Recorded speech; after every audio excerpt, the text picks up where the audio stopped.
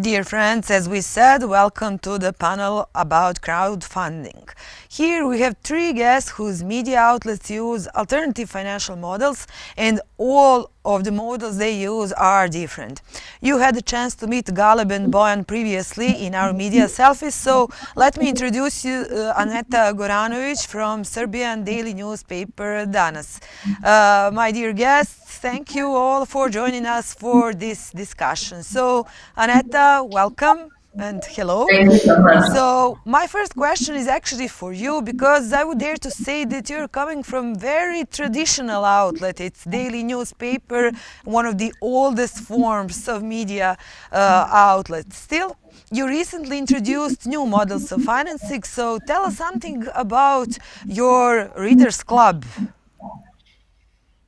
Exactly, yeah. Everything started in June last year, and the concept of Readers Club is actually a monthly subscription-based ongoing crowdfunding campaign, obviously inspired by media like Guardian and New York Times. What we wanted to do, we tried to combine the idea of to creating the community, but also to ask people to help us and to provide something for them. How we are doing it. So basically, you can become the member of the Readers Club, and every month you need to pay the around €7 per month to be part of it. What you get from Dallas as thanks for supporting us. First of all, every night you will get the PDF of the day before, or the day every night you will get the PDF of the Danas newspapers that's going to be on in the market the day after, which means that you will be informed first.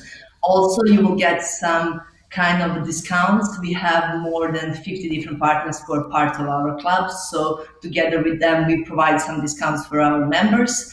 Together with that, we have the Facebook group where we want to try to spark the discussions. And also we are trying, once when the corona gives us the chance, we will organize some offline gathering together with our journalists and the members of the club. Finally, and that's something that we found probably the most important, the people who are part of our Readers Club, they understand that they're part of a community, but also they understand that they're supporting independent and good quality journalism together with the right to be informed as a fundamental right for all of us who wants to be active citizens. Well, thank you, Aneta, very much. Galeb, you use both crowdfunding and sponsorships.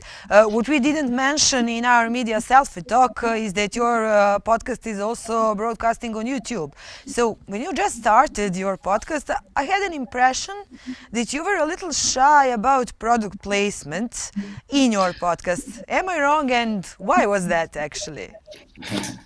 No, you're not wrong at all. Basically, my media experience, my prior media experience, has taught me many different things. But primarily, I had exclusive access to analytics. So the analytics has taught me so much about the behavior on the market, about the cultural habits or lack of them when it comes to the audience. So I had a pretty good picture of how the ecosystem looks like and what it needs to be done in order to preserve this ecosystem, or maybe to build it from the ground up. So the thing is that we do lack the so-called podcasting culture, which means that we have something called, let's say, entertainment culture primarily, which means it's the celebrity culture. So, for example, if you know a certain name or a certain person, if you know a certain face, there's more likability that you're going to click and listen to or watch or to watch. Unlike if, for example, you do not know someone.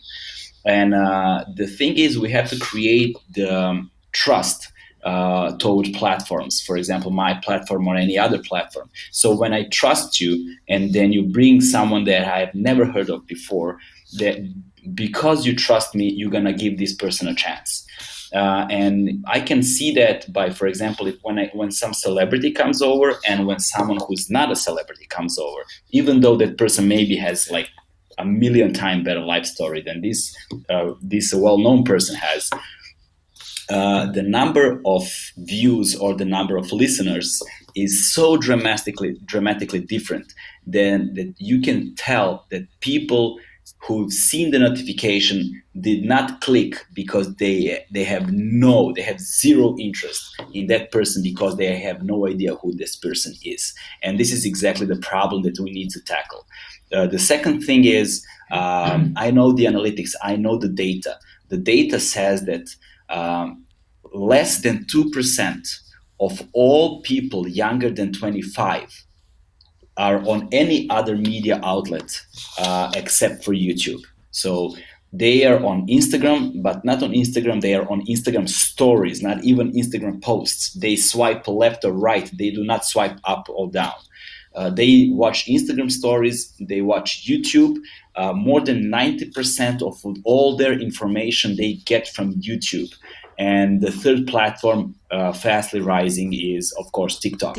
They're not even on Facebook anymore. They're not on Twitter at all, and they do not go on traditional media websites. They do not read newspapers. They do not watch TV at all. So if you want to make something to have a cultural significance, you have to address those people first and foremost. Second thing is, in order to create a media, in order to create a landscape in which we can listen to podcasts, we need to reach those people. For example, many of us, we have built-in podcast apps. It doesn't matter if it's an Android or an app or an iOS. We have a built-in podcast apps, but nobody using them.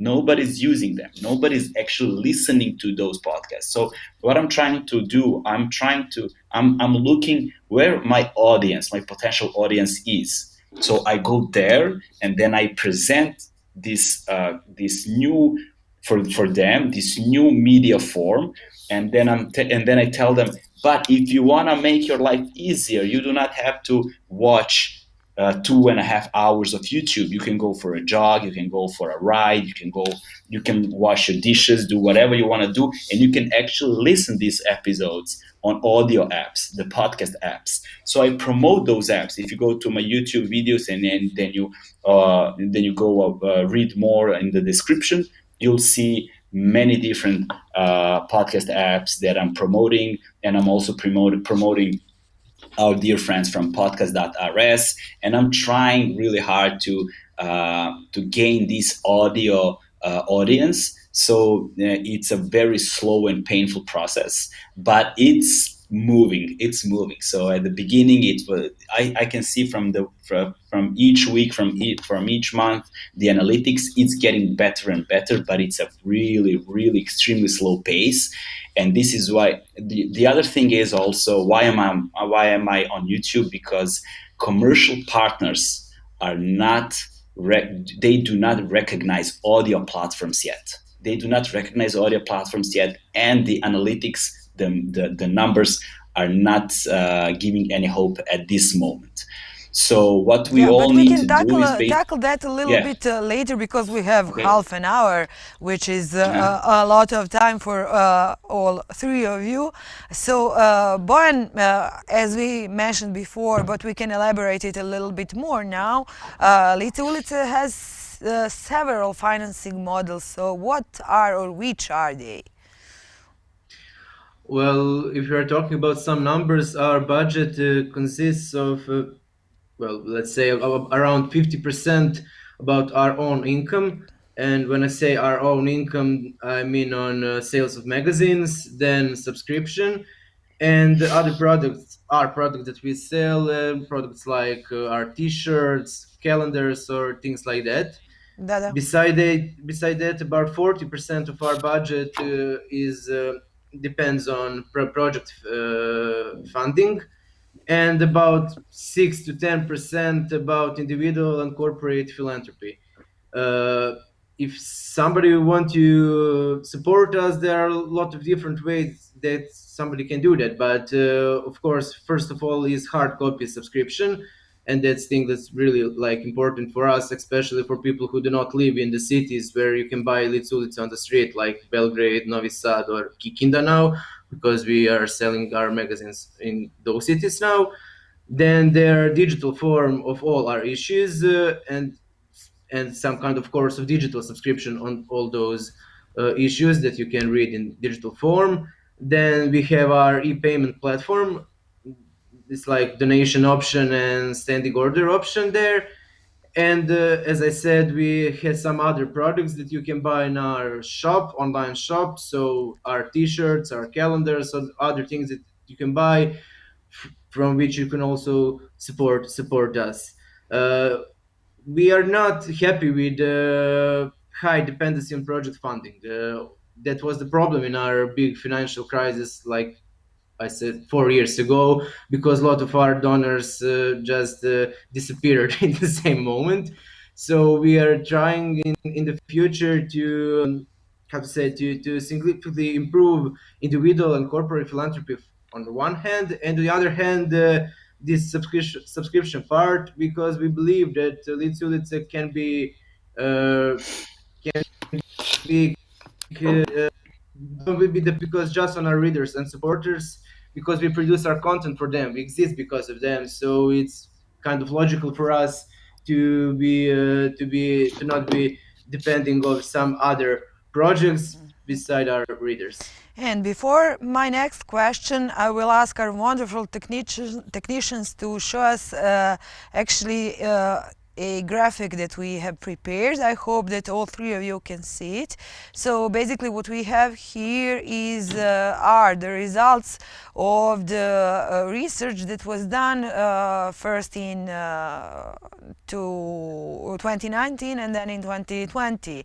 And as you can see, the audience in Serbia is increasingly ready to support, financially to support independent media in Serbia. So I would ask all three of you if you can see the graphic, and I really hope that you can, to just give us a short comment. Are you surprised by this? Because these are actually the results of campaign. Independent media depends on you, provided by USAID mission in Serbia. So only in 1 year, during one campaign, they managed to, as you can see, change the numbers. Well, I wouldn't say significantly, but surely enough, impressively, for just 1 year and one campaign for independent media. So what do you think? Is there hope?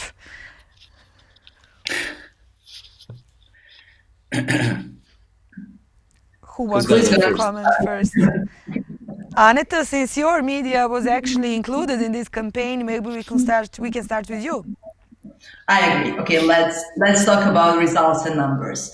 So what I can see from here, and as we all know, so I will try not to spend a lot of time on it, the idea of supporting any kind of media and culture content in Serbia or in the Balkans in general is always shaped by the fact that we were part of a communism system for a long time. So I think we really need to spend a lot of our time and energy on education and on try to actually have very open dialogue with our public, to explain to them what they're actually paying for and why we're asking them to be part of our media in a way of supporting them financially.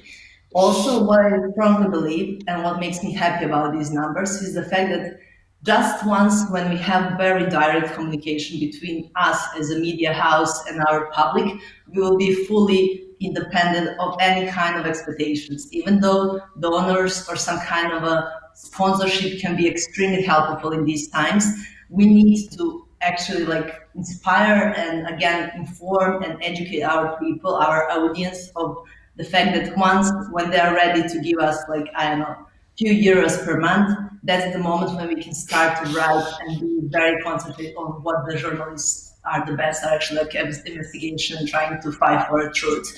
So that's one thing, and I think these numbers are positive. We do not expect that we're going to be in the same level of idea of crowdfunding as some other countries, and that's completely normal. We need to work with what we have right now, and also together with all of this that I mentioned already, we don't need to forget that we unfortunately live in a very poor environment. So we also need to have in our mind the fact that we are living in the social economic system that where like few euros is actually a lot of money to put on side for something which is not food or basic needs. So overall, I think we are going somewhere, but also we as a media or someone who has the power needs to use that to inform, educate, and inspire people, and to be better towards them if we want to, if we expect from them to support us, basically.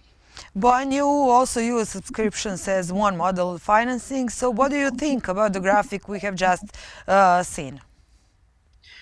Well, I think about graphic that it show us that maybe some things are going in good way, but it's kind of normal to me because internet really changed the media market, and people kind of forget that they, I don't know, 20 or 30, 40 years ago, they need to buy newspaper to read something. And when they're on internet, everything seems it is free, and people kind of forget that we really need some money to make media product, to make papers or podcast or whatever. So if we want to have independent media, we have to be independent from I would say anything beside our readers or our customers in some wider sense. So it's really optimistic in some way, but I think that it is really long road before us, and we will see. Also, in ideal state, in some ideal society, state could also be the financing independent media, but we are not living in those kind of state, not even in Serbia, not even maybe anywhere in the world. So we all that we have are each other's. So we really need to as a colleague said, to inform people that that magazine that they're reading every month is not something that falls from sky. People have to write it, they have to print it, have designers. A lot of people are in that process who have to live from first to first. So in that way, I think that they have to know that we really depend on each other. So I I'm Yeah. optimistic, but not so optimistic. Galeb, you were also at some point part of this campaign and gave your contribution. What do you think about the results of the campaign? Independent media depend on you. It's becoming more and more obvious that wide audience is accepting this as a business model, and they starting to realize that this is the only way if we want to have independent media, and that free content is actually not free. So this is the first time I think that I've seen some statistics that's actually true. The trends are true, the numbers are true, the percentages are true. I can tell it by my own platforms. This is about the same growth speed that I'm experiencing on my platforms, across my platforms too. The other thing is that I wanted to emphasize is because there is so much more new content creators coming to the market at the moment, and so just within this year we had, I think, a couple of 100% increase of podcasts primarily, and other media platforms across different social medias too. And this trend is showing something. It's showing, as I've said previously, it's a mirror of traditional media. And first thing you need to do, you need to invest in creating content, because if you talk about the content that you're about to create, nobody's going to give you money on that.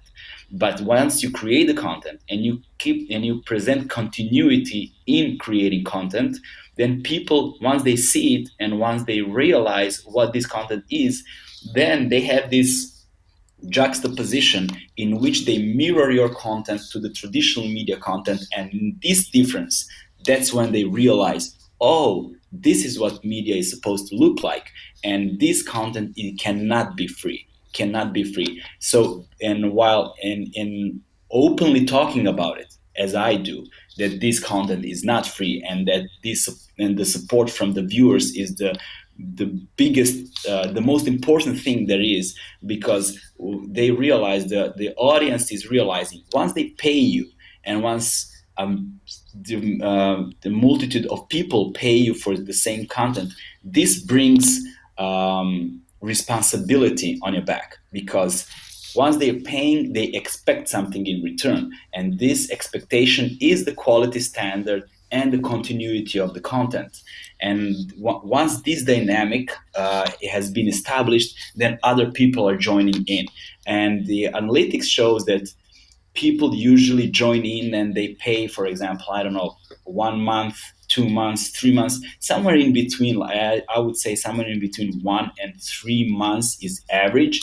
But once you lose those people, the other people are joining in, and there's always like a small difference, like maybe 5 or 3, 5, 8, 10%, not more than that. More people stays than the number of people that leaves. So this number is growing and falling, but it's always 2 steps front, 1 step back, 2 steps front, 1 step back. But the fact is that we are moving forward.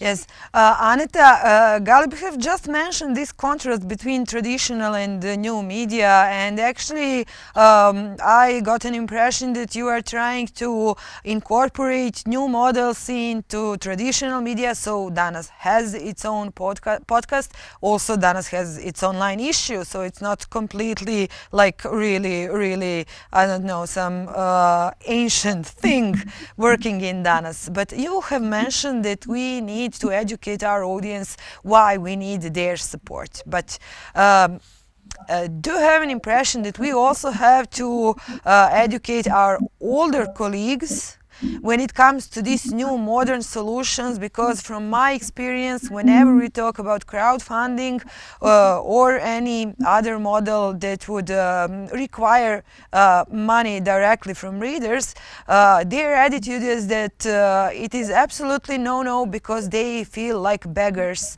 who are like, as I said, begging for money from their readers. What is your experience as a young person in a traditional media outlet? Yeah, having a very not traditional and not media background, because before this I was working in a youth theater company, and then afterwards at Exit Festival. For me, it's very interesting to combine my experience with the experience of people who work in media and who work for Danas. First of all, I think it's all about the process, and for me, it's really interesting and challenging. I even because I understood that this is primarily the conference for young people. I literally put a few of my thoughts on this question, and I hope it can be useful for some younger generation. And also, I want to say that I'm 28 now, which means that I don't consider myself fully young and fresh. So I'm trying to be almost some kind of a bridge between the really younger generation and the generation that is older than me. So what I would say about that experience, first of all, we need to show the respect. The fact that Danas exists as a media and that kind of a quality of a media is something that we really need to respect. And that's really my message for all younger colleagues. Once when you come to the traditional media or in a place that already exists before you, show the respect. Understand through what they went to and how they managed to keep that good quality of media in my case. Then together with that, we need to show understanding, and also we need to explain. Sometimes I'm thinking about it. For me, if I see now the person who is using TikTok and showing me why they're doing the choreography on TikTok, I will need time to understand, okay, what's going on there. But if that person is open and ready to explain to me why they're doing choreography and why they want to upload that on social media, then probably I will understand. So use your time, sit down with your older colleagues and explain what's going on, why you're doing that and why is that important. Secondly, third thing is we need to have patience. Before you start to introduce new concepts and revolution in the traditional media, think about what is priority and what is not. What can wait? I don't know, the new different form of story on Instagram can wait a few weeks. It's really not the most important thing. So think about balance and put the list of priorities and not priorities in that time. And then finally, you need to show the results. once when you start to implement the new concepts, new ideas, changing the way how they were working for like 20 years before you need to show the results. So go with the small activities that you can actually present in numbers, and then from there go somewhere else. And last but not least, don't forget to have fun. I think that's something that like, sometimes when we start to work on something, when it's important for us, we become like so obsessed with that and we think that something very bad is going to happen. It's not like that. Sit sometime with your older colleagues, ask them for advice, ask them how they felt when they start to work for that media, and just like, yeah, relax, have fun actually. We have only 1 minute left, so I'm going to ask you for a very brief answer actually about the title of our panel discussion. Is crowdfunding solution to all our financial problems? So you have 3 options, yes, no, or maybe. And let's start with Bojan. Unfortunately, no. Okay, we have 1 no. Galeb? Yes. Yes, and Hello? Aneta? And I'm going for maybe. Maybe. Okay. So maybe I shouldn't give you 3 options since there's only 3 of you. But anyway, it's great to see diversity of opinion, if nothing else. So thank you very much for great insights that we have heard from you and the great messages you have sent from this panel.